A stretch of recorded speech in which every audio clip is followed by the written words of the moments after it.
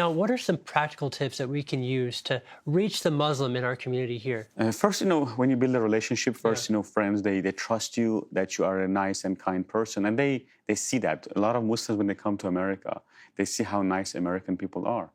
And so be bold with them with sharing the gospel. Because they know, some people, build a relationship for years, but they never share the gospel because they're afraid to offend them. And we have to understand that the gospel is offensive.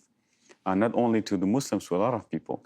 So when we share the gospel, they will be offended. But and that's the Bible says, it says, "You're blessed are you when you are persecuted for righteousness' sake." Yes. So share the gospel with them. Tell them, explain to them why Jesus was supposed to come. Explain to them the prophecies in the Old Testament. Show them, for example, a lot of Muslims are familiar with the biblical stories, like a story of Noah, a story of Abel and Cain, a story of Joseph. Yes. They're very familiar with those stories.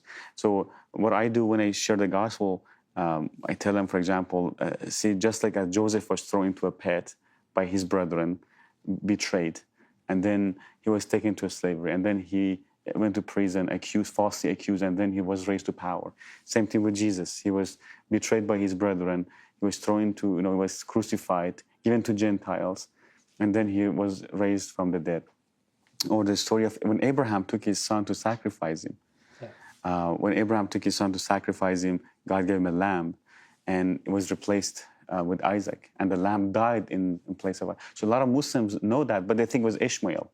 So what I do, I explain to them how it was actually a prophecy about Jesus coming and dying for us in our place. So you can use the stories to explain the gospel. Very good.